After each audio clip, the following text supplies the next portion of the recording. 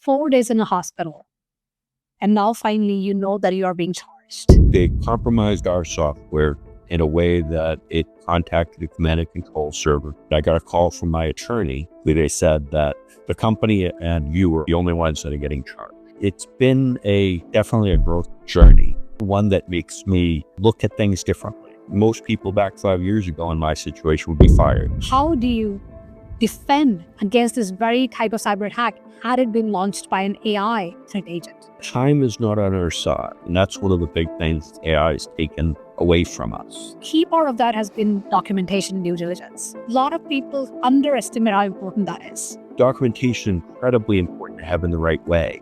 What we believe was mostly information sharing or stealing. We had contractual obligations to our customers, but our vendors didn't have it from us, which is a big loophole. So one of the first things that happened for good was, if you talk to the CISOs, boards and executive team, a platform and a community where we talk about all the challenges through cybersecurity, AI, leadership. I think it is important that we talk about those attacks and we talk about what models were used, and we don't just leave it theoretical. And maybe that's negative, but that's sort of the way that it tended to look. The big thing was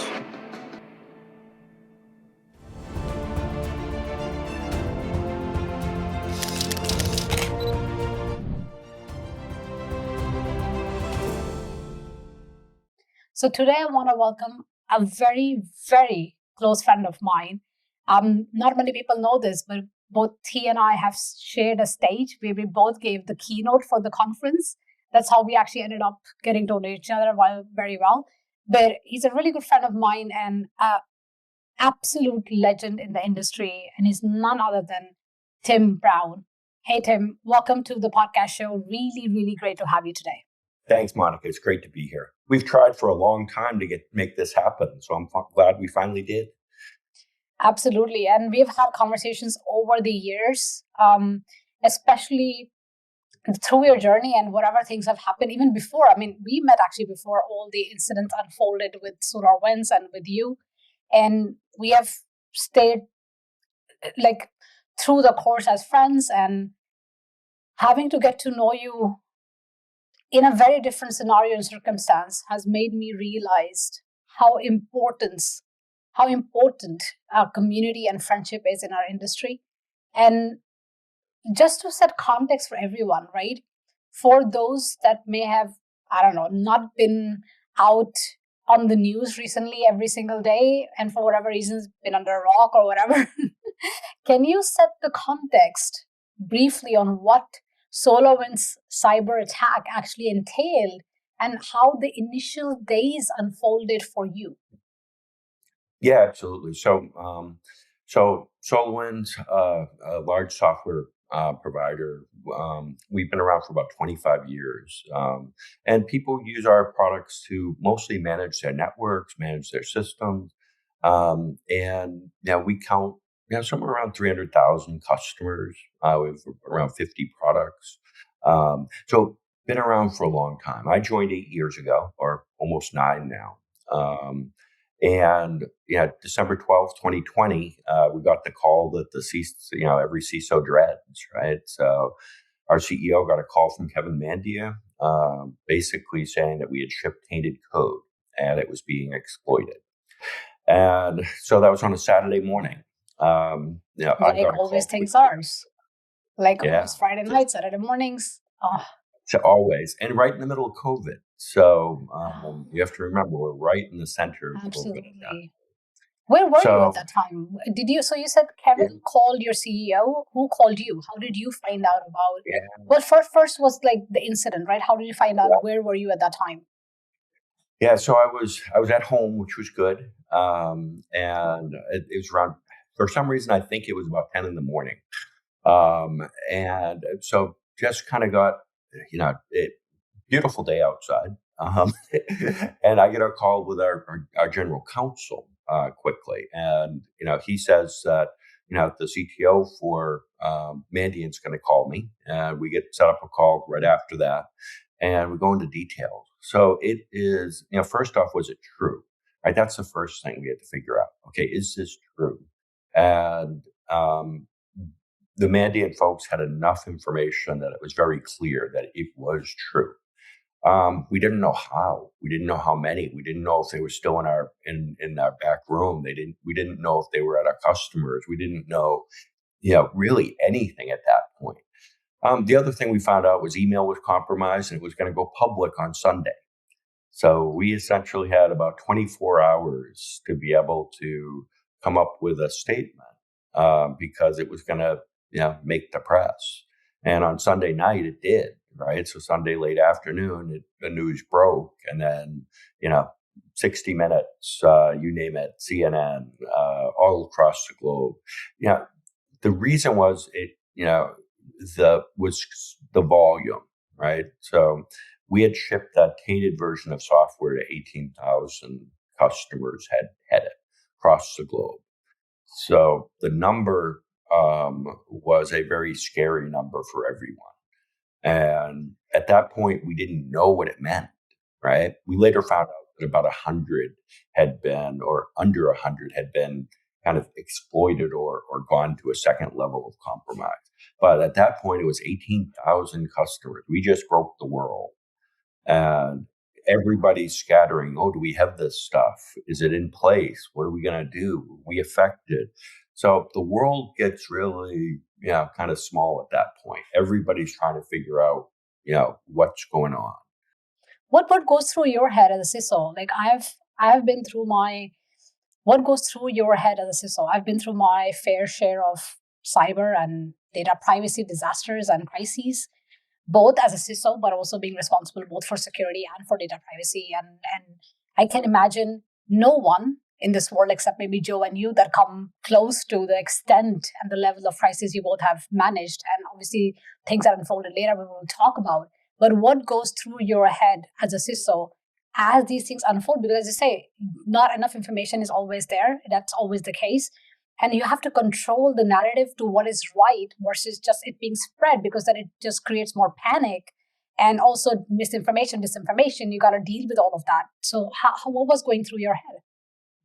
The big thing was, it happened on my watch, right? So I think we often think about responsibility or accountability and all those things, but it happened on my watch, right? And that's the way I like to think about it, right? And I was responsible for taking care of, security, right? So this happened on my watch, whether it was my fault or not, or all those other factors didn't matter, right? Emotionally, it happened on my watch. So the other thing that you're thinking about is, which you don't have a lot of time to think about, but most people back 5 years ago in my situation would be fired, right? So am I going to be allowed to fix it or not, right? Am I going to be allowed to help? And that was the other thing, right? Get all the information we can, figure out what's going on. But in the back of your head are those things. We worked remotely on Saturday and then all got into the office on Sunday. So Sunday morning around 7, we all huddled into a couple of different war rooms and essentially didn't leave for 3 weeks. So, there was just so much to do during that period of time. And to unpack. So what did you find out in the course of the days that had come? Yeah. So Saturday we found out a lot. So we were able to look for it. So essentially they showed us decompiled code and that code was not ours. Okay. So next step was, is it in source control? No, it's not. Nowhere to be found. What versions is it in? So we get the engineering teams and the folks that are really close to the builds and all those people on the phone. And we start decompiling version and saying, can we find it? Can we find it? We found one version that was tampered, but not malicious. So it was really their test run. That was produced in October.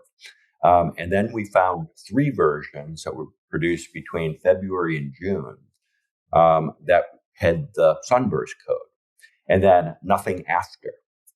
So they essentially did a test run in October, came in with February with 3,000 lines of code, stayed, and then left in June. And this was December when we finally found it. but we were on to other builds and other things. So it was really, a thoughtful model and attack. All right. They weren't after us. Who they were they were after? we know that up to 4 government agencies were negatively affected, and we'll never know the extent of the effect there. And I never discount the effect. So just because it was 4 doesn't mean it didn't have major effect on those agencies. So we know those were affected. We know a handful of corporate customers were affected. So we were simply a route to that target, and the value, what we believe, was mostly information sharing or stealing. So they compromised our software in a way that it contacted a command and control server. Then they attempted to move laterally from our box that we were running to other places in the environment. There's a lot of great information on what the secondary attacks were. But essentially, that's what they did. We were a route into their network where they wanted to be. So they did 2 things, right? They first used your environment, kind of like a reconnaissance. So they were like using your environment to understand the software, how it works. And because it was being dispatched to so many organizations, and maybe their target was not 18,000 customers, but maybe those 4 government agencies that you're talking about. But they essentially used you not just as a stepping stone, but also as a reconnaissance platform and infrastructure. Yeah, so they used us for a conduit to the environment and then a jumping off point. Since we're monitoring the network in most cases, right, we're in a position in the network that provides you access to information that you're monitoring. So access to systems that you're monitoring. So we think just a very well-defined, thoughtful model. So there was an attribution from somebody, or who? Because we know it was Russian SVR. Yeah, attributed to the Russian SVR by not us, but by the U.S. government. So during one of these things, you pick and choose what you're going to do. Right? We were focused on how do we get our customers in a good place? How do we make sure that they're doing well? They were focused. So government, FBI, and others that we shared information were focused on some of the attribution.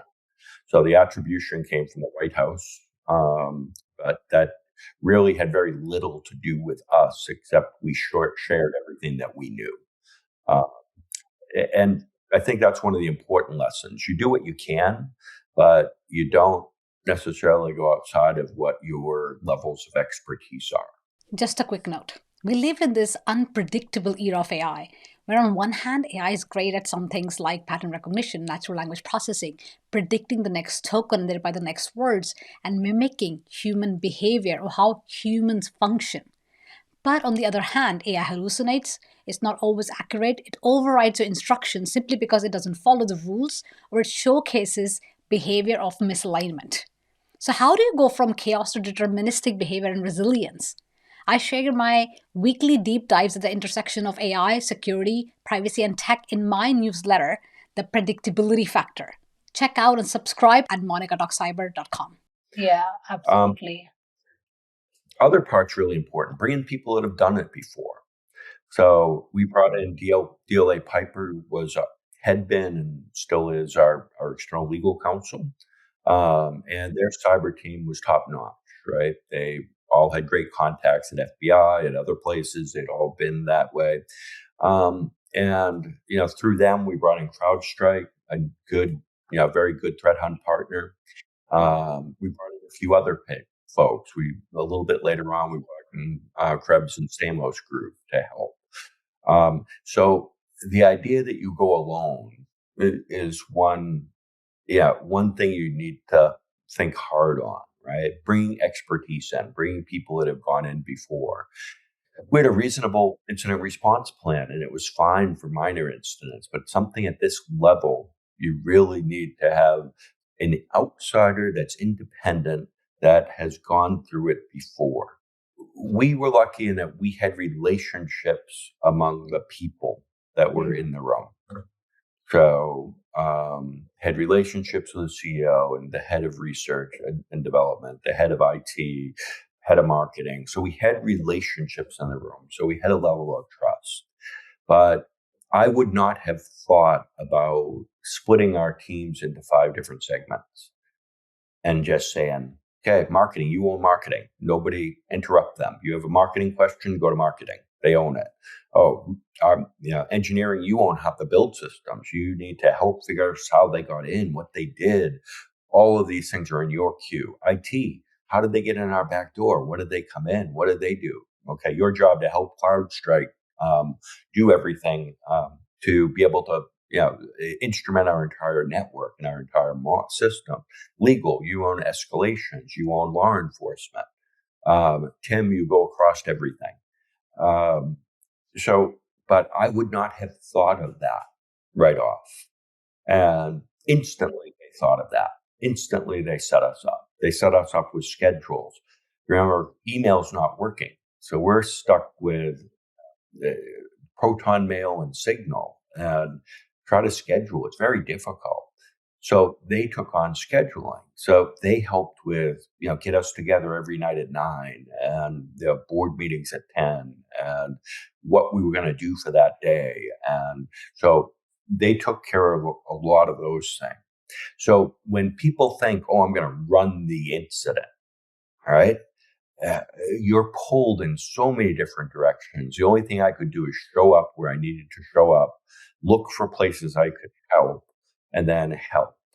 There was no way my brain would be in the organized meetings and get everybody together mode. And so the help we got was just incredibly important. Ron, did a great job from DLA. Just wonderful. That's really key because it's like in the incidents or crisis moments that I've been in, and which have been 100 times smaller than what you went through, but still a crisis is a crisis, and in that moment everything matters, especially if your customers are impacted. I still remember every crisis I've been through. I still remember them like very vividly because you cannot ever forget that. It just like when you think about it, it brings you back immediately. What has been your experience like? Yeah, and this was again now 5-6 years ago, almost a little over 5 years ago, and it's just very vivid. And the terrible thing about going through one of these is it's hard, right? It's difficult. It's people don't say nice things about you for at least a month or two, and you go through those things, but it's one of the most intense times of your life. It is, you get more work done than you've ever gotten in for anything done. You develop relationships with people that are so strong. So not something that I wish other people go through, but it is it is a very, very one of the most intense times that you're ever go through. And as you said, you don't forget it. You don't forget details whatsoever, and they're just ingrained. I've been called on a Saturday. I've been called 2 days before I was engaged. I've been called on vacations. I've been called. I hope you didn't take that one. Yeah, I didn't, because that was the only one that was escalated. Like there was a pre-escalation because there was potential for something to go into a crisis. Luckily, the teams were on it. They informed me. They kept me in loop, but it did not go into that direction. So we knew that there were some network protocols, the firewall rules that were in place. So that prevented that scenario. So we had a breach, like we had an adversary come in, but the firewalls were set correctly, that there was no external output from the environment. So it actually contained it. So it de-escalated very fast. And that's something I have done so many crises management trainings and obviously been in crisis myself. And I tell people that there is one thing of like having playbooks. There's a whole different thing of actually doing your crisis management trainings with your C-level. And there's a whole different thing of when you actually in a crisis, because there will always be some things that you never thought of. Like you're absolutely right. I think in some of the very first crises that I managed, I learned this exactly what you're telling, how to divide responsibilities and manage them in a way that even when I was doing so, the head of communications and I were together responsible for communication internally and externally. And the reason for that was that because I had the expertise, and actually I had been working with communications through Monica Talk Cyber and a lot of the other things, so they knew that I had that expertise. But obviously, I am a CISO. I am not a head of communications. I'm not PR. So my PR and head of communications and I worked in tandem to making sure that there is nothing that I missed from a PR perspective that she should be thinking of and so on. But my job always was whatever came from the IT team, like whatever was put was coming directly from the credible experts and the subject matter experts from the IT, from the architecture, from the infrastructure, from the operations. Like everything was verified and it has to be done so fast because the last thing you want is when this is happening, as you say, trust has been broken. People are not talking nice things about you and you want to rebuild trust. Right now, it's so important. How did you do that? I mean, what steps did you and SolarWinds take at the time to contain not just the technical situation, but the PR around it, except obviously you put something out on Sunday, but was that enough? Yeah. So what we put out on Sunday, essentially by before the market opened, we were public at that point. We filed our 8K, and in there we said that it was email was compromised, that we believed it was a sophisticated attack, that it was a supply chain attack, in that things didn't touch our source code control, but they were in product. We knew what versions were affected, so we know which versions were affected, and we knew how many customers had downloaded versions of those. So in 24 hours, we learned a great deal, enough to be able to kind of put the world on notice. At the same time, we started putting things on our website, and our website instantly moved you over to our crisis management page. Instantly gave you information that we knew at that point in time, and tried to keep the world up to date. We also had brought in CISA as well. So CISA was a great partner to us. The FBI we had briefed, so we briefed a number of different folks.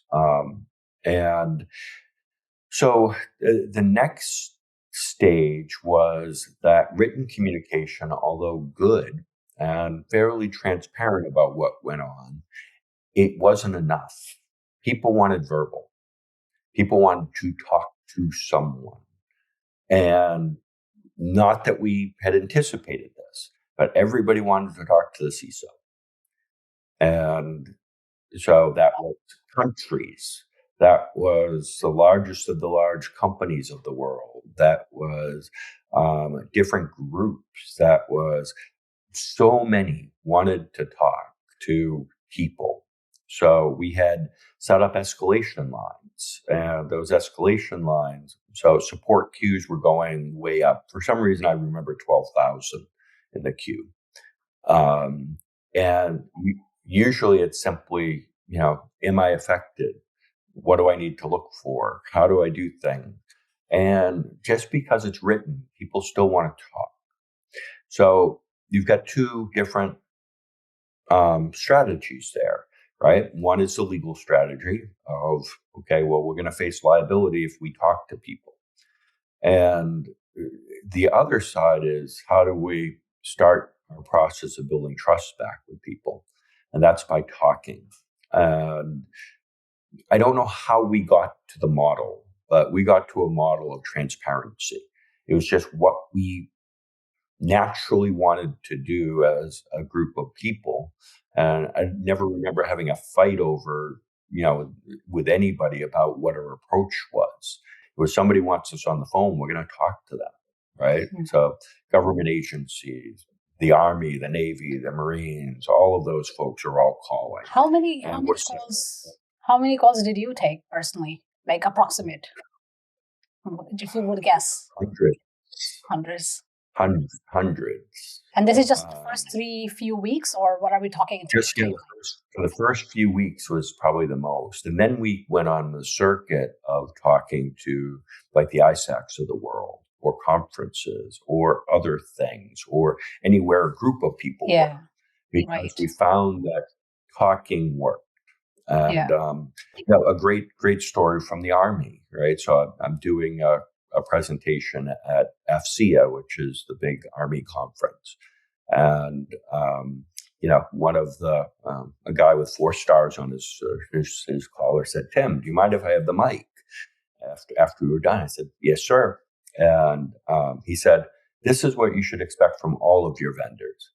Tim and SolarWinds called me the day after the incident, the week after the incident, the month after the incident. They kept me in the loop on what they knew, what they didn't know, and were extremely transparent. And this is what you should expect from all of your vendors. So that made us feel good, right? That had us see that we were making a difference in the process and making a difference for them. The theory of a nation state attack for people was not internalized as much until we came about. They realized, yeah, they're there. People realized, yeah, but would that happen to us? It was sort of this science fiction theory thing that was so far away that it was just theoretical. So I think what we were able to do is bring it to the forefront for people. And, because the attack itself is interesting, right? So compromise email a year earlier, watch people, compromise, and then build your plan and say, okay, I want to affect this build, but I don't want to get caught. So how am I going to do that? Well, I know if I go after source control, I'll get caught. All right. So I'm going to figure out how they build stuff. And I'm going to go as far down that line of that line to compromise to get in. Oh, how are we going to do that? Well, let's start looking to email. Let's figure out where their builds are. Let's figure out who's involved. Let's figure out who we need to compromise to get there. Because your build system, again, is on floor 26 in a closet, right? How do you find it even? Well, you do your reconnaissance. Oh, and then do a test run. Oh, we were able to make it work in one build and they shipped it. Then 6 months later or 4 months later, you come back with all of your lines of code with no bugs in it. And the code does things like, it shuts off for antivirus, waits 14 days before it starts. Again, thoughtful. Then they left in June. Again, thoughtful when you think about, I'm not going to get caught. So telling people that story of what the attack was like makes them realize that, oh, there are really attackers out there that are doing truly thoughtful attacks and not super difficult, not outrageous, not inventing new things, but just a very well-run mission. And they succeeded, right? To give them credit, they did succeed in it. So being able to tell people about that and what it was like and kind of what that was very transparently. Yeah, a number of folks that I talked to would say, oh yeah, they've used those models against us as well. But we didn't need to tell anyone. Yeah. So for us, that's really great. Yeah. Sorry, go ahead. Was helpful. But that's really interesting because this part that you said recently, right? So many people have told you that they have gone through similar models. They need to tell everybody about it. It's right. So much reality in it. And I can vouch for that. I can be one of those people who can tell you the same thing because I cannot name companies, cannot name who it is. But I've been in situations where seen firsthand, especially during COVID, nation states attacking parts of our customers, not always necessarily the critical infrastructure, but first as a stepping stone, whatever websites or whatever the things they are, sometimes for hacktivism, but sometimes really for political gains and sometimes really for financial gain, right? And doing that stepping stone. This is not so uncommon, but you're absolutely right. The difference is the PR that this got, the impact that this had, the global outrage that this led to, and obviously what will come to your personally what it meant for you. But this is, I think, if I can think about it, I've been maybe saying this for almost 10 years. You are either a target or you are an indirect target or just a stepping stone or just a leverage.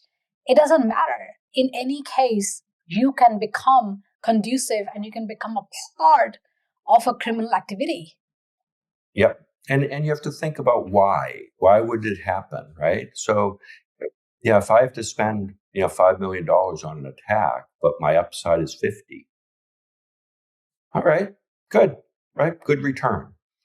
So when you think about or from a nation state, looking for information, they have to spend years doing this, but was it worth it? Maybe. We don't know. So, but the potential for those types of attacks and those models are very real.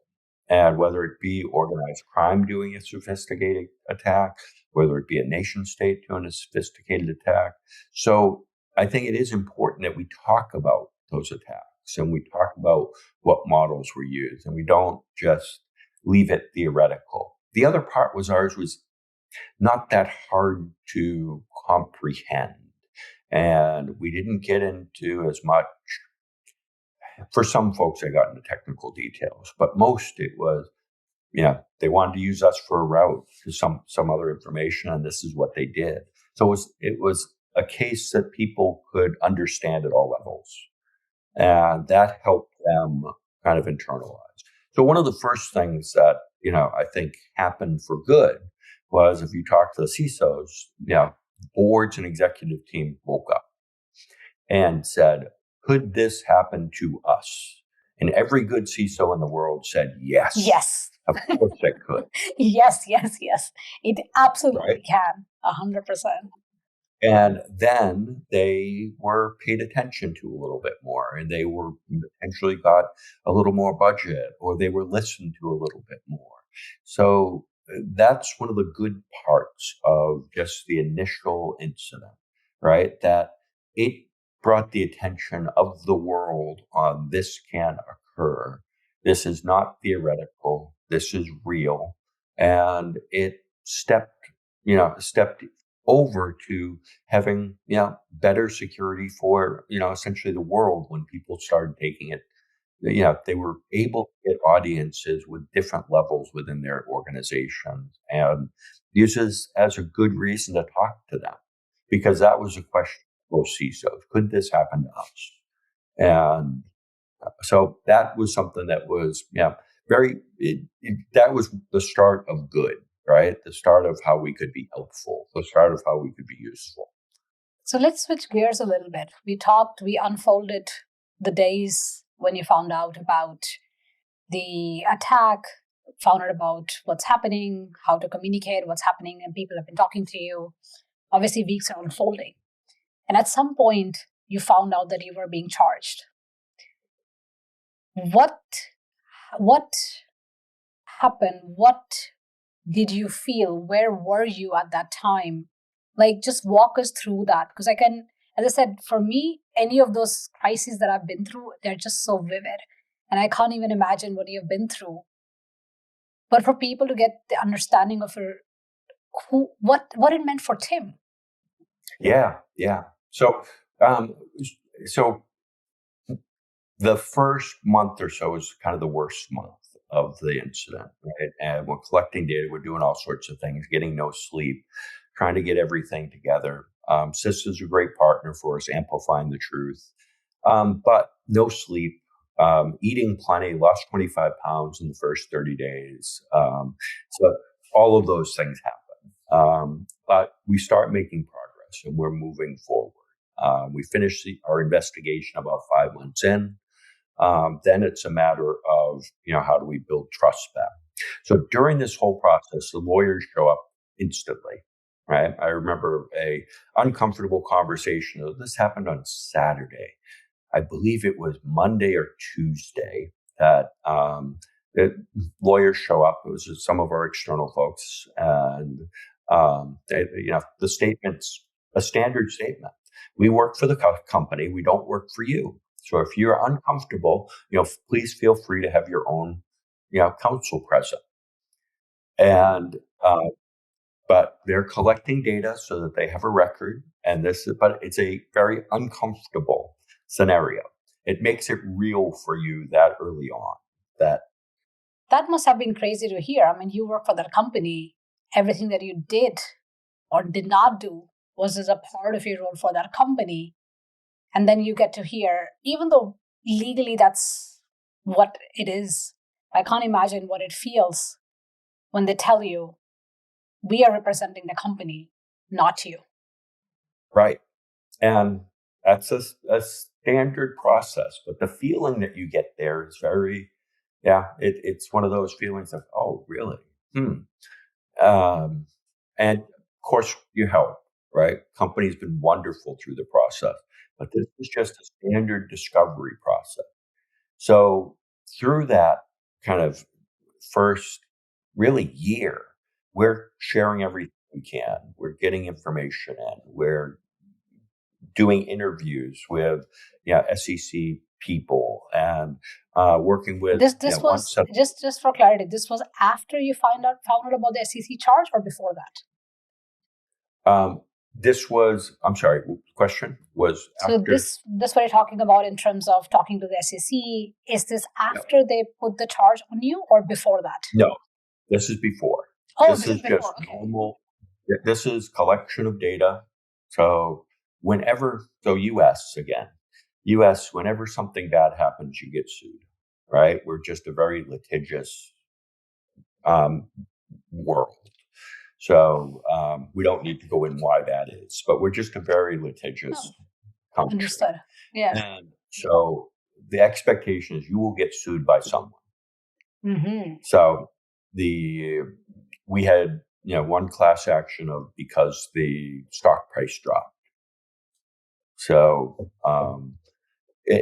that one ended up being settled. That's all public. But so in order to prepare for that, it's appropriate for you to start collecting data and start collecting information, start having basically a data room of information. So that's what this process started. As a public company, you start preparing for the questions that you're going to get asked. So that was probably year one, was prepping to be able to get information correct and get information ready. So no inkling about me being charged right here. This is just normal kind of course of action. Proceedings and action. I mean, this also happens in Europe, by the way, when you have, I've been through a very similar scenario, but at a much different scale. Literally, in one of the CISO roles that I was in, we had found out an adversary had entered our infrastructure, stayed there for months, and pivoted through us into our customers.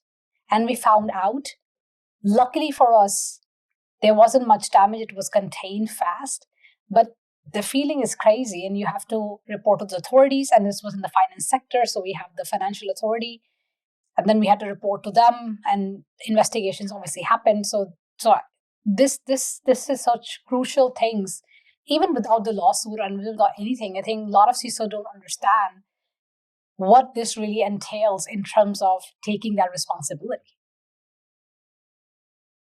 Yep, absolutely. I was just bringing up a list of dates so that I got them right.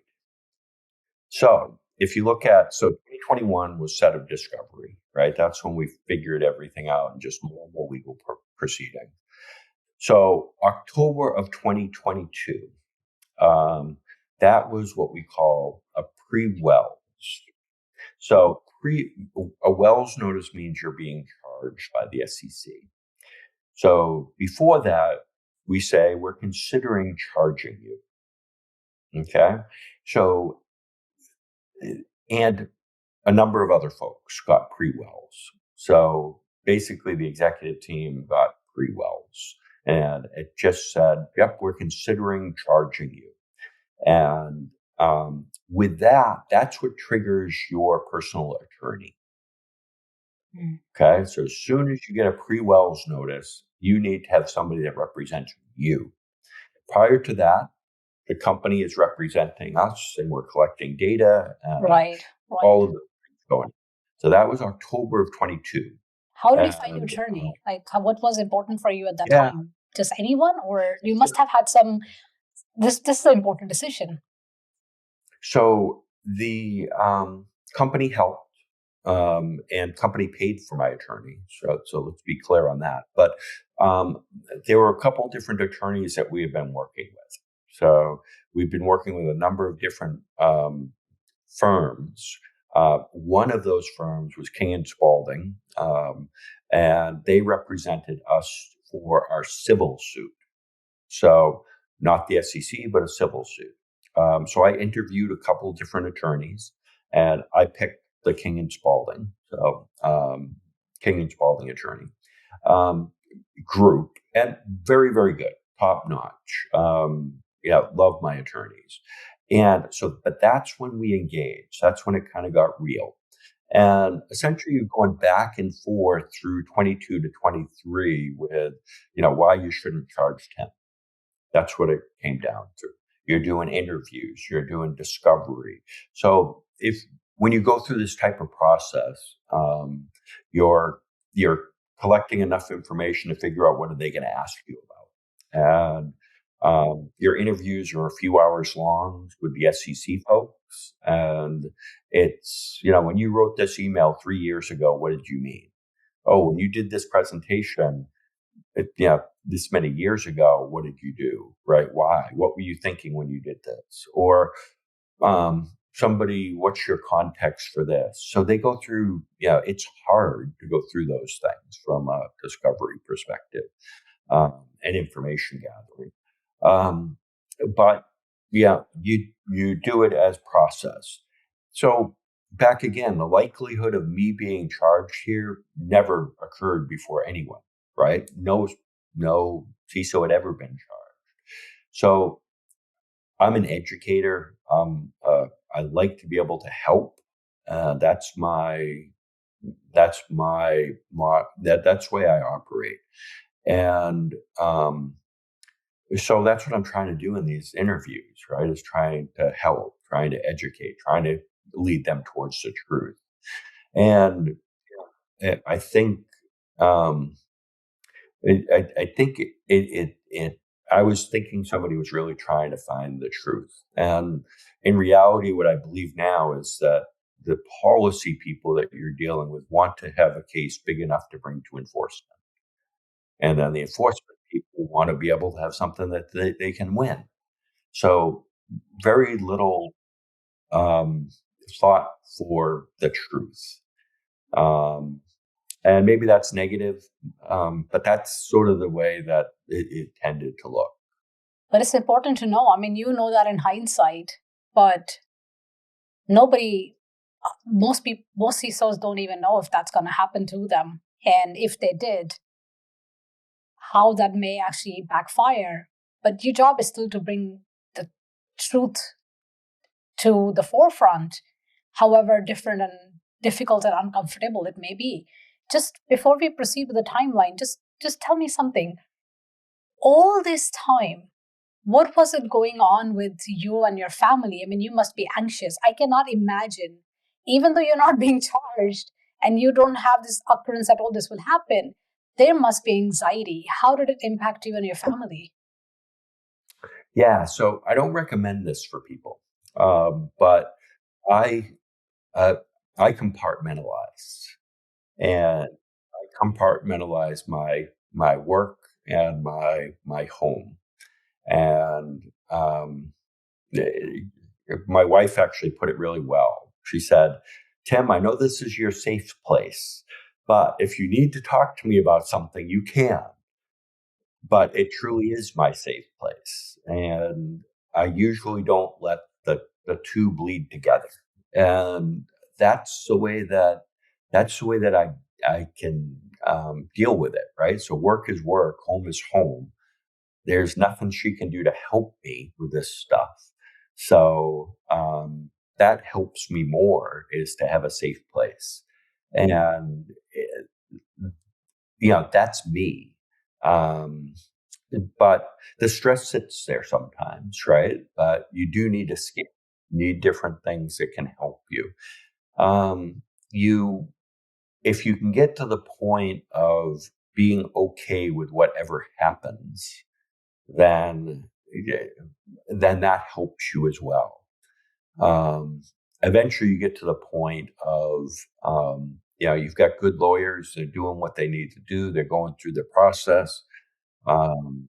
Worst case scenario for me was not jail, right? Worst case scenario for me was, a $250,000 fine that the company couldn't pay, and then a 5-year officer and director bar. And essentially that would mean that I would be fired from SolarWinds because I couldn't be a CISO if I wasn't a, officer, right? So that was my worst case scenario. So if you can get okay with that worst case scenario, as early as you can get there, then you start saying, all right, well, I don't control the boat. I'm on a river, right? And the lawyer's at the tiller, and I'm just sitting there in the front and riding along and helping when I can. So that helps you mentally just get to a place that kind of works.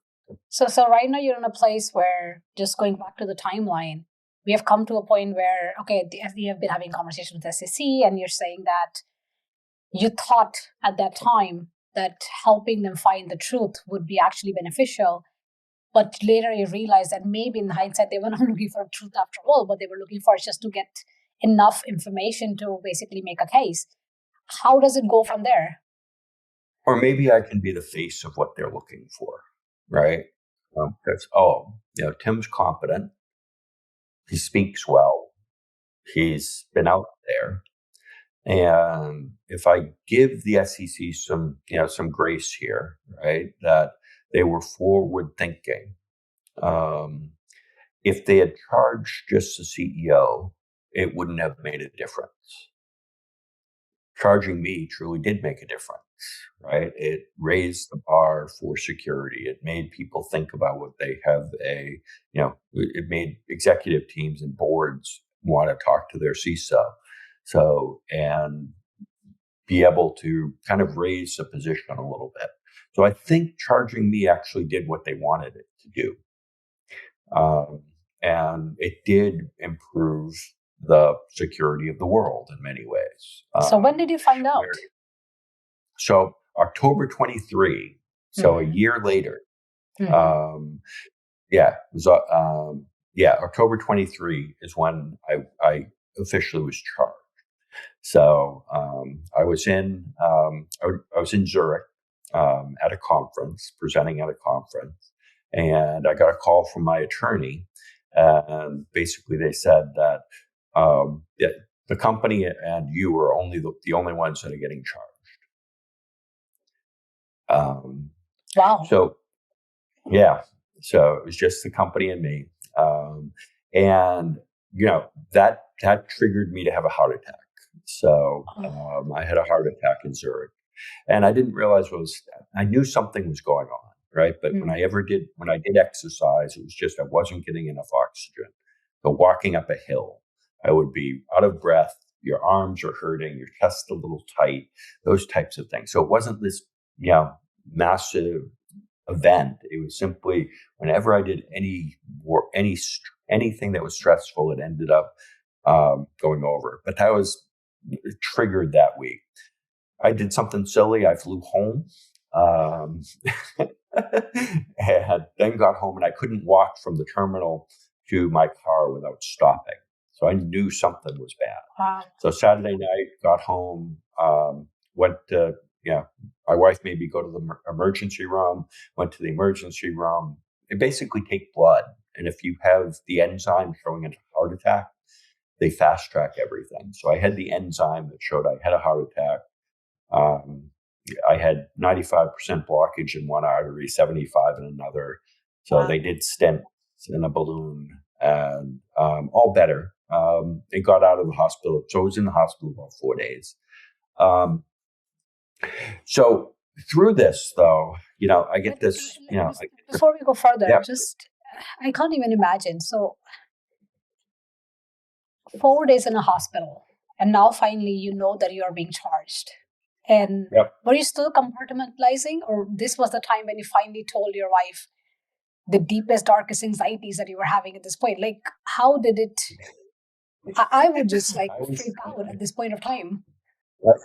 I still compartmentalize. So we asked the SEC for an extension, saying, Tim's in the hospital. He's not going to be able to get back to you. You gave him a heart attack. And because they essentially, with the charges, they presented a settlement offer. And the settlement offer was just so nasty. If they had said, yeah, your program wasn't good enough to combat the Russian SVR, I would have considered settling. But it was just,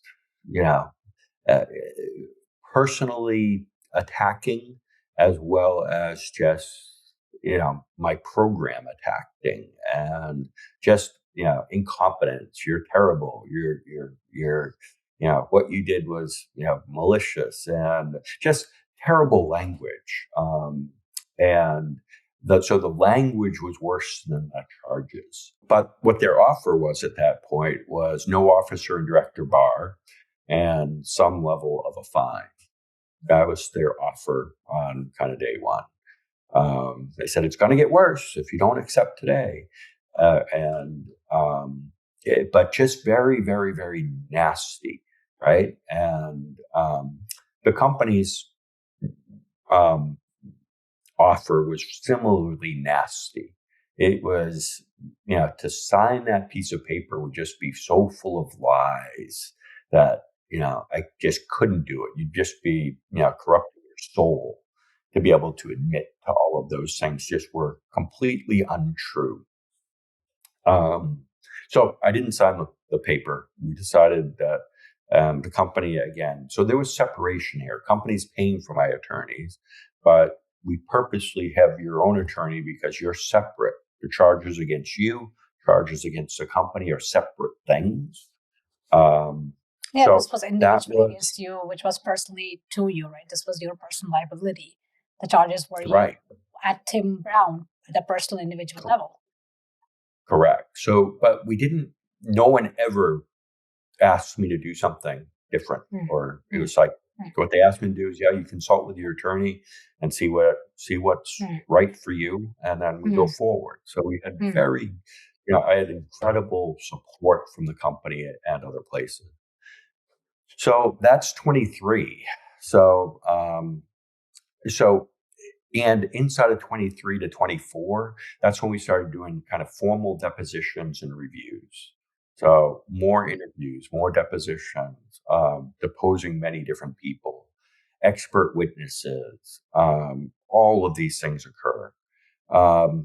So initial motion to dismiss filed in 24 January, then an amended complaint filed in February, and then a motion to dismiss for our amended complaint in 2024. So those complaints get nastier and nastier too. So the last complaint was that, the day I joined SolarWinds, I developed a scheme to defraud investors.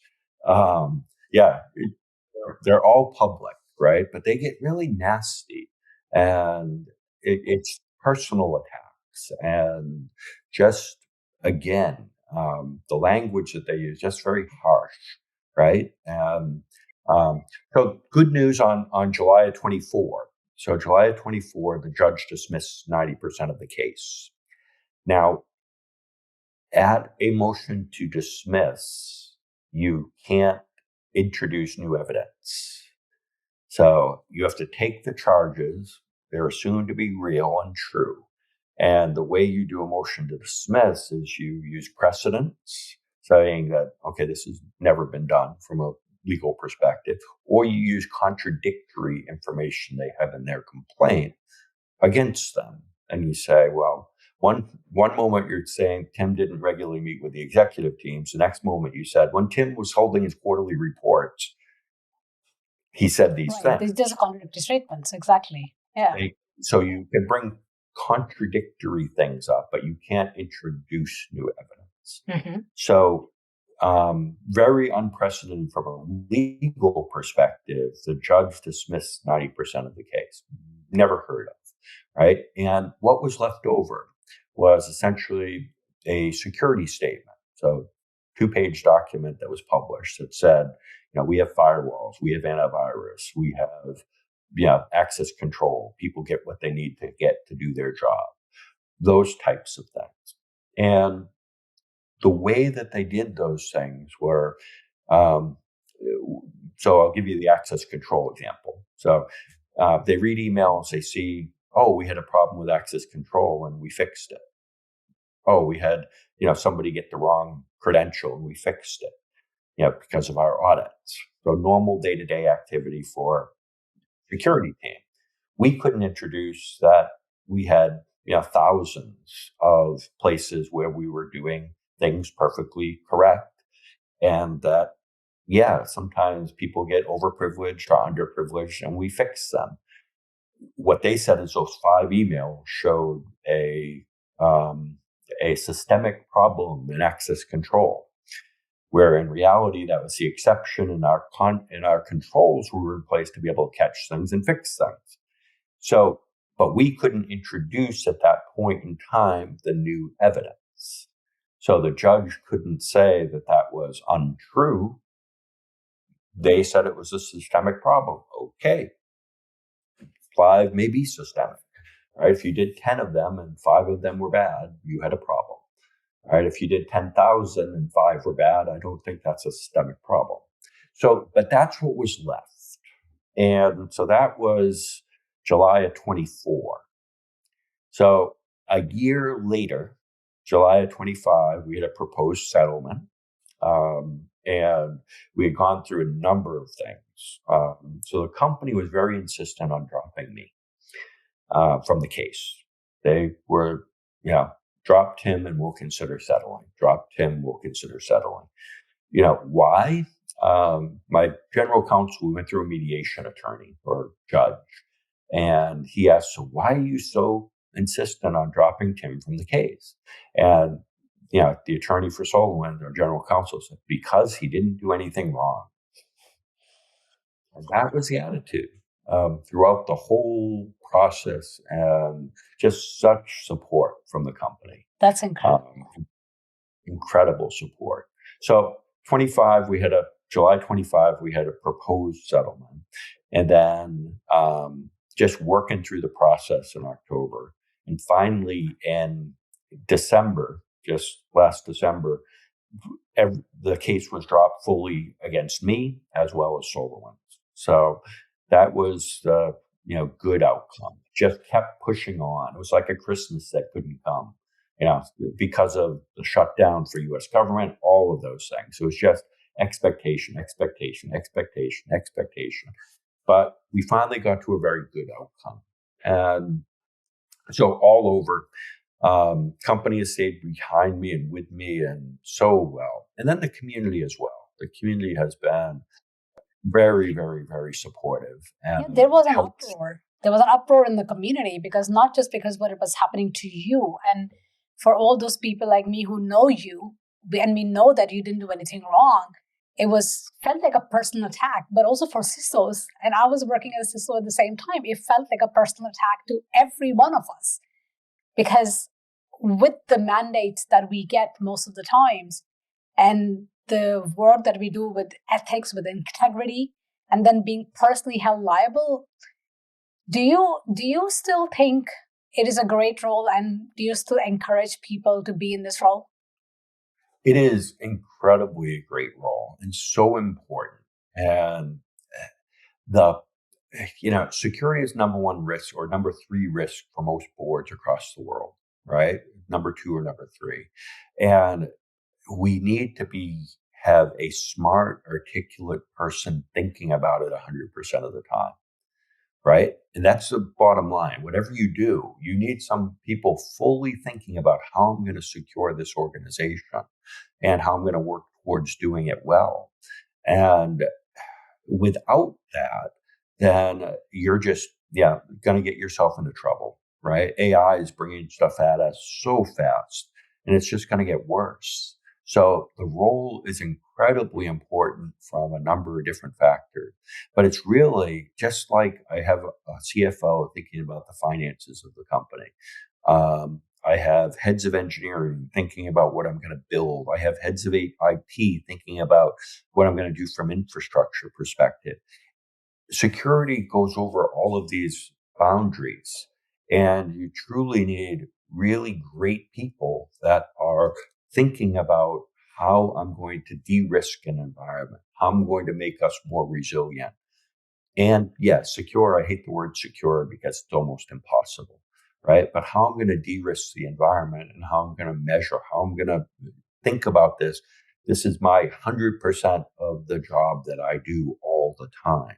And that should be applauded from the boards. That should be applauded from the executive teams. And, done right, it's incredibly important. It's going to be even more important tomorrow. So 100%. I absolutely don't want the legacy of this case to be, people are afraid. So I think we've made a good stride, not done by any means, but a good stride of maturity. Right, we're only 35 years old. Right, we're a young, compared to the other roles like CFOs and CEOs. I mean, we are infant. We are babies. Exactly. Yeah, trying to walk. Yeah. So just think of this as a stepping stone.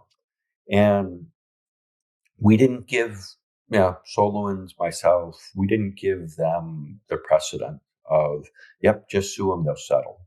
Right, we didn't allow them to push us. And that's a good precedent. It says you can fight and you can win and you can get to a point that's good. I think the SEC won as well. I really do. I think that they were able to do what they needed to accomplish, which is, raise up the CISO role in some ways. They can't say that. Raise up the bar, but what it actually means in terms of having responsibility for CISO. 100%. So, a huge fan of the role and huge fan of making sure the community continues to grow, strengthen, because, I'm excited about the next few years. It's going to be incredible. And we're going through another change, another evolution. I've been through a few in my career. I've been lucky to be through those. And this is another one. And we just have to make sure we're doing it in a resilient way and that we're doing it in a way that we won't get into too much trouble. We'll have blips, no question. Yeah, 100%. But the role is so important to have right now. One of the things that I do trainings for CISOs and help them also through my journey, things that I've been through, mistakes that I've made, lessons that I've learned from them. One of the things that I have realized, there's a lot of lessons, to be very honest. I think the list just never stops. But one of the things, just talking to you now, I remember, I've realized is due diligence, right? Our job is not just to be compliant, but as you say, help the environment de-risk, help the board, help the business take the right risks and the opportunities in a way that's safe, that's measurable or acceptable risk level, whatever that is, right? But also a big part of that, I think, for CISOs is documentation. I think maybe because I'm German, I think it that way, because we love documentation, we love paperwork. I don't know where it comes from, but I still remember my team and I've been so meticulous in anytime we've had issues, we've had even I'll give you an example.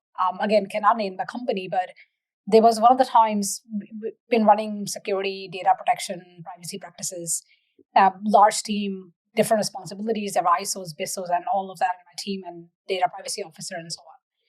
And we were running a new project with a vendor, and we had signed the vendor in who would come in-house for a couple of months to develop something for us, right? And that would be used as a part of a client infrastructure where we were providing certain services to the customers, right? And then we did so what we were not so good at was the whole vendor management cycle and third-party risk. And when I had come in, we had started setting things up because I had come from a background where I had done vendor management. So I was like, well, this is really important, third-party risk. Everybody, you got to really understand that, right? What that is. Talk to the procurement teams. And we were growing. We had now a vendor assessment. We had interviews. We actually had clauses in contract of what their responsibility and liability is to us, right? Having that contractually in place. I put all of this on my team, and I put all of this. Before that, not that those things were not there. We had contractual obligations to our customers, but our vendors Right. didn't have it from But not us, internal. which is a Yep. big loophole, right? But again, we had just put these things in place. So true story. I still remember one of my IT reports calling me and telling me, "Hey, Monica, we just found out that one of the key persons from this vendor has actually relations to North Korea." I'm like, "Whoa, okay." And this is the person with decision-making power. This is the person with the access. This is the person with actually connections to a nation state, having been there multiple times, done businesses, and still in relation. So we had to just take that action right away without setting off any alarms or anything, reduce the access, reassess the situation, informed my C-suite entirely, all of them, documented every single thing.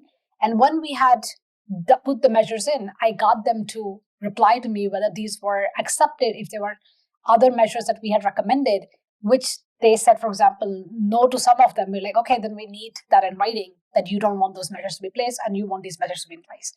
And this is a very tiny example because nothing went wrong, but we had just found out something that was obviously we increased now, we changed and adapted our whole due diligence process and questionnaires and everything to incorporate now that part as well, which is obviously a key part of personal security and nation state and so on. But a key part of that has been documentation and due diligence. And I somehow feel like a lot of people underestimate how important that is. What has your been, especially with what you've gone through, what would you recommend? So, some people say not to document things, right? And when it came down to evidence that was collected that we needed, it showed that we ran a good program. Our documentation showed and supported our statements. So documentation incredibly important to have in the right way. And always a question of privilege and those types of things, whether you can maintain it or not. But the idea that, eventually you may need to prove your program and prove your diligence and prove that you have communicated risk appropriately from an individual.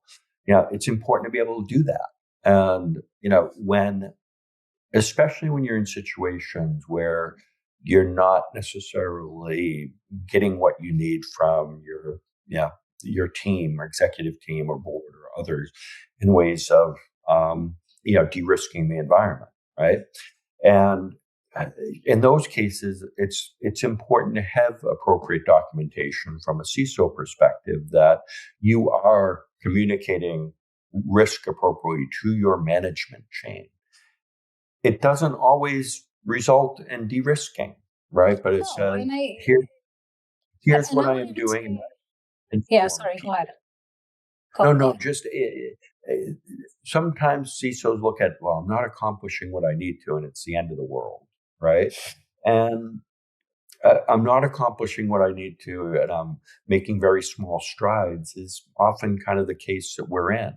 So as long as you're communicating that risk through your management chain and in a way that ends up being discovered if there's a problem, then you're doing your job throughout this process. And time, relationships all help you move the needle. But you can't expect to have, just everything happen overnight. There's all sorts of competing budgets, competing things all the time.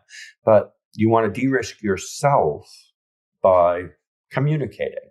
And just because the things you're recommending aren't necessarily happening quickly enough, you're still de-risking yourself by communicating, documenting, and having, basically enough information that's either discoverable or shareable that says, I've told the company about these things, and what we were doing is working towards getting them better. And I've done my job, and that's the best we could do. Yeah.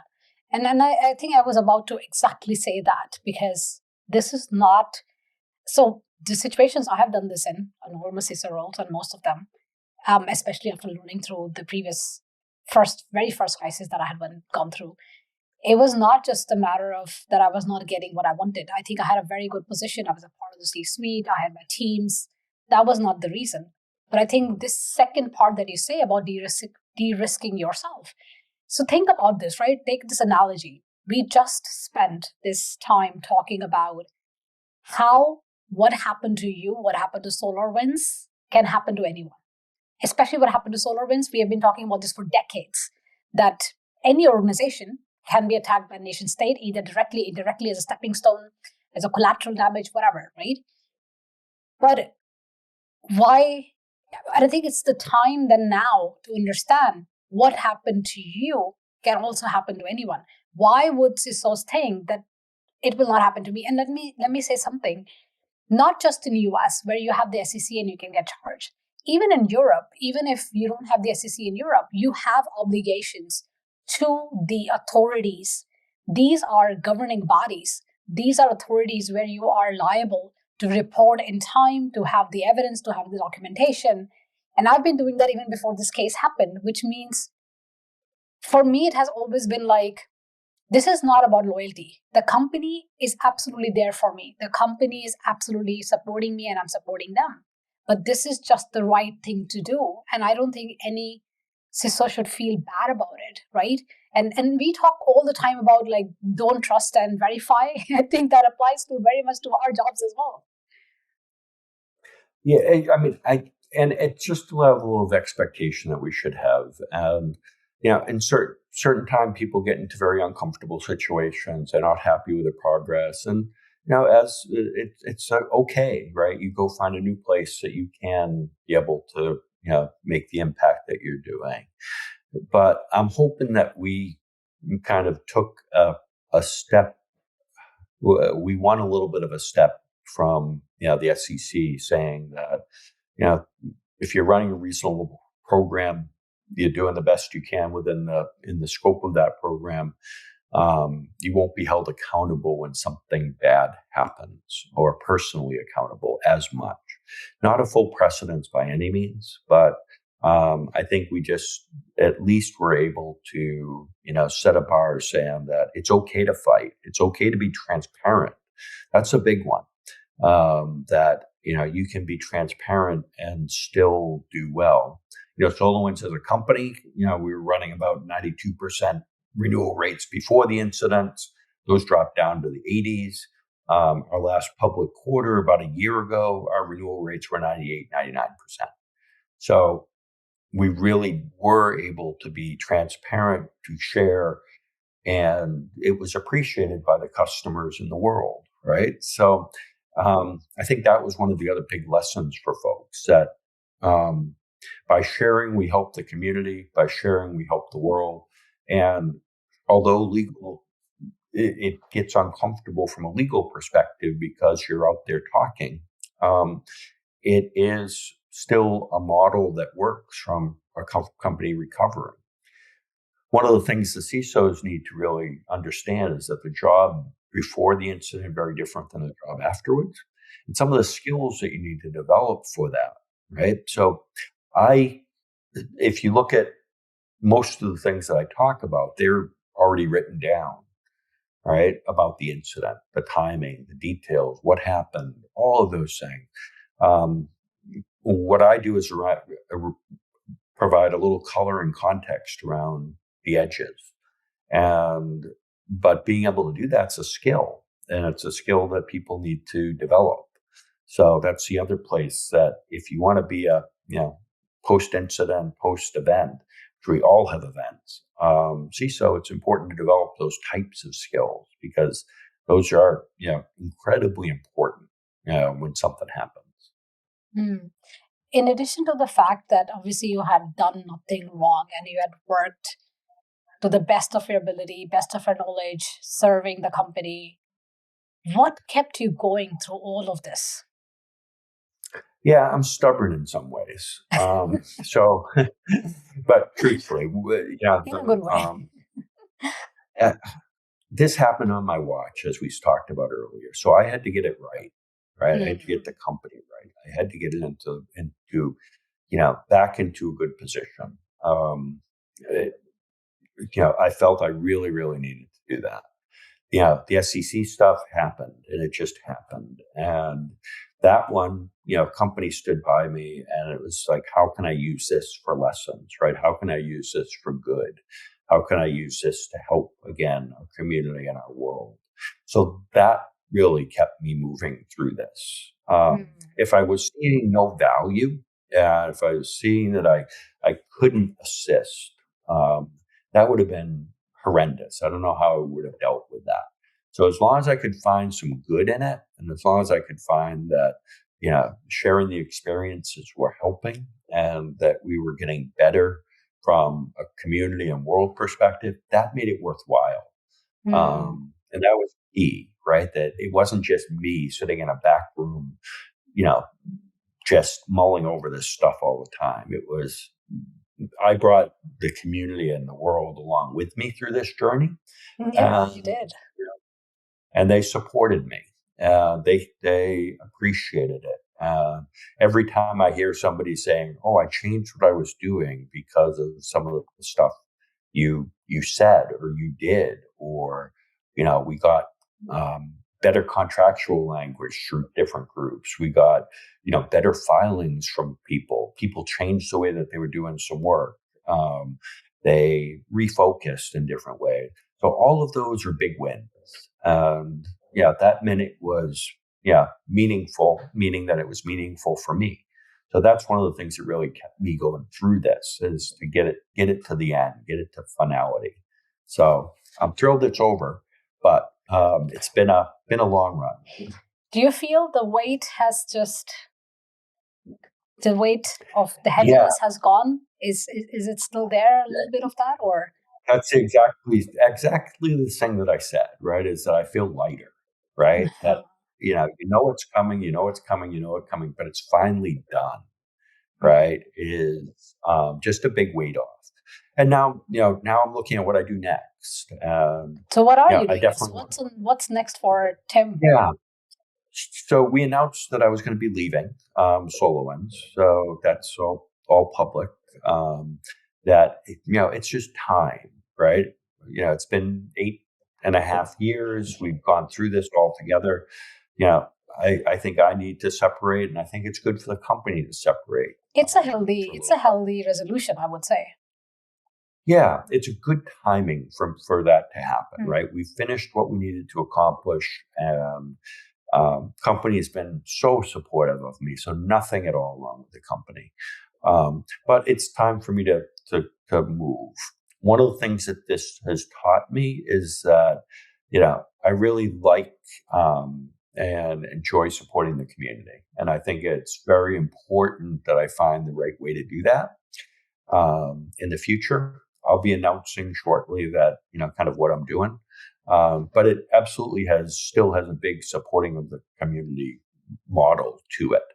I just, that side of the world, as opposed to going back to a single company CISO role, is very important. I've had the luxury to be able to support the community through SolarWinds, but I'm going to do a little bit more coming up in the future. So in a little bit, I'll be announcing kind of what's next.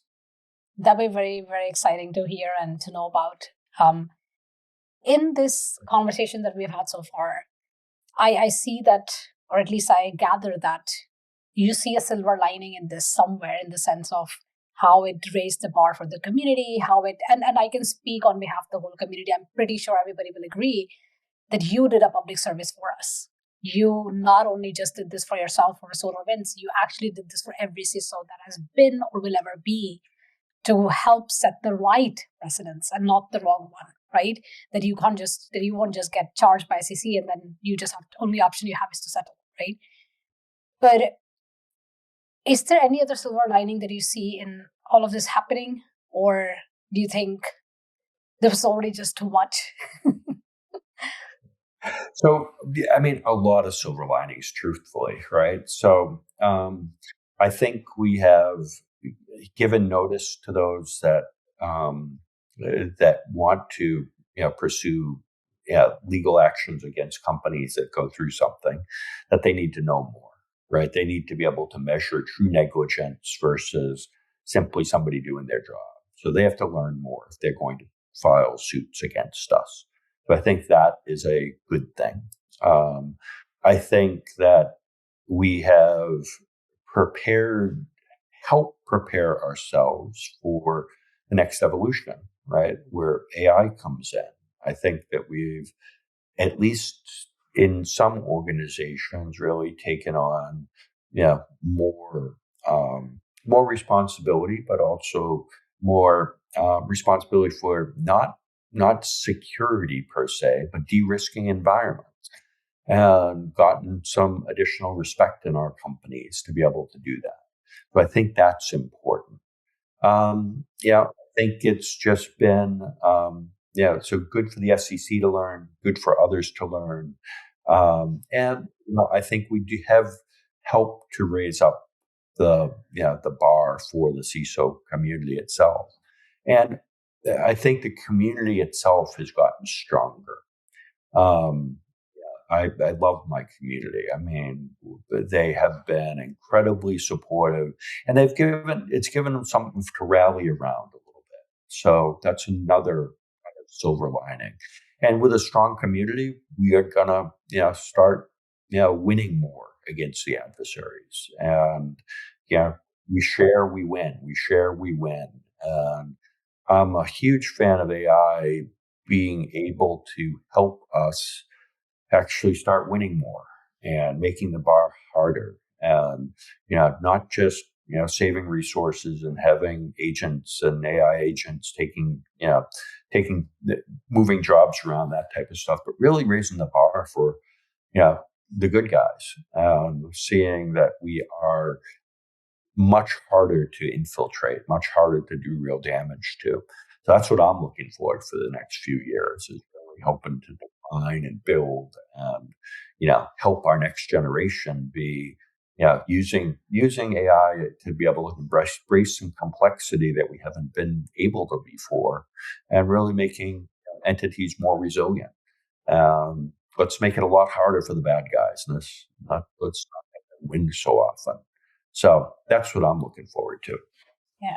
Let me ask you two questions, follow up on what you just said right now, because I think they're kind of important. One is that you mentioned this about AI, right? And last year I gave a keynote in Canada where I talked about autonomous AI hacking. So let's talk on the other side, right? And I talked about predictive security. So 5 years ago, I developed this model, which is called cybersecurity adoption lifecycle model, which predicted that we have been mostly in the space of regulatory, preventive and reactive security. The next wave would be adaptive security, and after that would be predictive security. And when I remember you and we met at the time, I remember very clearly talking to you about the adaptive security, and I think I showed that model in my keynote, if you remember, right? Yep.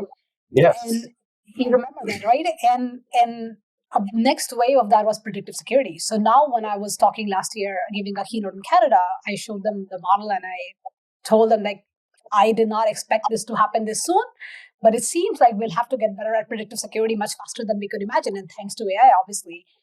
So autonomous AI hacking and predictive security, before even this paper from Anthropic came out, which is about this AI orchestrated cyber attacks, right? By the way, if anyone hasn't watched my keynote, please go check it out on my channel, Monica Talks Cyber. You will find the whole keynote and also the one from before, where Tim and I were together. I think it was Nordic security in Stockholm or something. Yeah, it was Norway. I think Sweden, Stockholm. Oh, Sweden. But yeah. Yes. Yeah, but it's almost the same. It's the Nordics. It's the same. But with AI getting better, right, and automating, not just finding vulnerabilities, not just creating and launching malicious code, but also getting better and better at running steps through a, say, a cyber kill chain. And in the very near future, doing that with little to no human intervention. Imagine that happening. So it's not the Russian SVR. It's the autonomous AI that actually did exactly what happened to SolarWinds. How do you defend against this very type of cyber attack had it been launched by an AI threat agent? Yeah, time is not on our side, right? And that's one of the big things that AI has taken away from us, that we don't have time. So we have to combat it with our own infrastructure, our own resilience models. sometimes accepting the fact that we may lose ground in certain places, but that's okay. Think crumple zones on cars. We don't stop accidents from occurring, but we do protect the human. So how do we do things like that in our architecture and our design? Why don't we all have military grade networks, right? Why don't we have separation? Because it costs too much. It costs too many people. It was too difficult to implement. Well, what if it's not? What if we use AI to embrace complexity, right? Why we've been trying to take complexity out of the equation for 30 years. It's what I've been doing always. Oh, great. We have one identity provider for the entire, company. Oh, we have this. Well, what does that just enable? Lateral movement, right? Oh, I've got a network I can understand. Well, what does that enable? Lateral movement or infiltration. So what if we can't understand it anymore? And it's okay, but AI does, right? So can we embrace the complexity that helps our resilience with an AI cover that enables us to be able to manage within it? Then we become much more resilient to attacks that really matter. So as opposed to simply looking at the tactical of, yep, I can create a SOC analyst. Great. Fantastic. Right. I can do, help desk. I can do this for our call center. I can do this for my security analyst. Tactical, helpful, but how do we really change the game? Right. I think changing the game with AI, it has a number of different things. I haven't fully explored the embrace complexity, but I like it at a first cover. It says, okay, I'm more complex. I can't maybe do things, but I am, much stronger and resilient than I was before. Hence, I'll be able to, survive these levels of attacks that are going to be coming at us. And it's just another level of attack that's coming at us, right? We've seen automated tests and attacks coming at us all the time. We've stopped them in different ways. This is just taking it, on steroids. So how do we become more resilient? I think we end up, embracing AI better on the defensive side as well. Yeah, 100%. And I think that reminds me of a principle that I have told myself many years ago when I started in one of my first CISO roles. And I realized, because one of the first ones that I did was for finance sector. And you can imagine providing services that support the critical infrastructure that supports the financial economy of multiple countries. It's not an easy task. And I realized, was trying to understand the infrastructure, what works where in terms of network and everything. And I realized that time, the problem is not, so there's a difference between complex and complicated.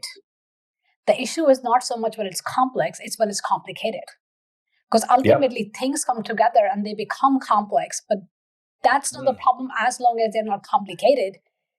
And that's precisely what you're saying. So Exactly. That's really, really some way to think about.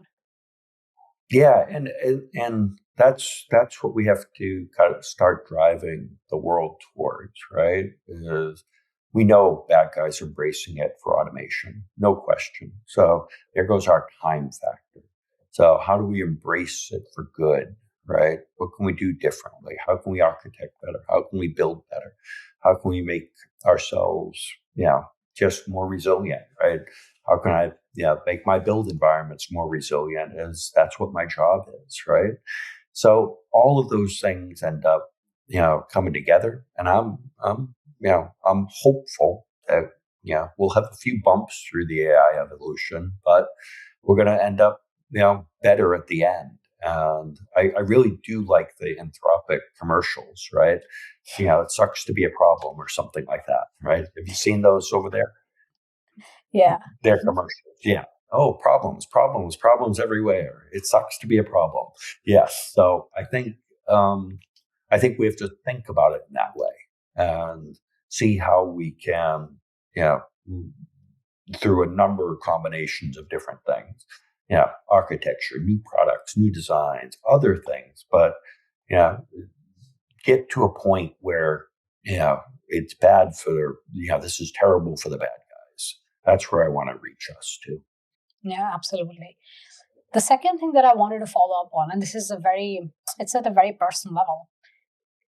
Let me ask the question and then give you the context of what I'm trying to ask. The simple question is whether this whole journey that you went through, the ordeal that you went through, has had an impact and changed your personal life. And let me explain why I ask, or what is the context in which I'm asking. I was diagnosed with cancer in 2021. Going through COVID, we were not allowed to go out. There were restrictions in what could happen. And I didn't actually even know I was being tested for cancer, let alone that I just one day, I've shared about this publicly, so this is not very secret information, but the way it happened was the head of gynecology at one of the best hospitals in Oslo had been ringing me for 2 weeks. And as usual, that we are cybersecurity people, when we see a number that we don't recognize, we don't pick up. And I'm not picking up this call to him because I'm like, spam, marketing, commercial, whatever, right? But the exact same number keeps on calling me over and over every single day for almost 2 weeks. And I'm like, what is it? And I just pick up the phone. And then the person tells me that she's the head of gynecology. And she breaks the news to me that I have cancer. Now, the whole world falls apart for me because not just that what I heard, but I didn't even know I was being tested. Long story short, I went through an ordeal. Obviously, I was cured. I went through things. I'm still in remission. But my husband, that time my boyfriend, was with me through this entire journey. And if I think about this, like how this changed my life and how, like, the silver lining, not just on professional, but also because it had a lot of silver lining of how I see the world, how I spend my time, what I find is meaning, what is my mission, what Monica Talk Cyberism ought to be about. Like, the world has changed for me so massively and professionally, but personally, it just changed our lives so positively for so many beautiful ways. It brought us together of how we would ever deal any crisis together. How did this impact your personal life with your wife, with your kids? Yeah. I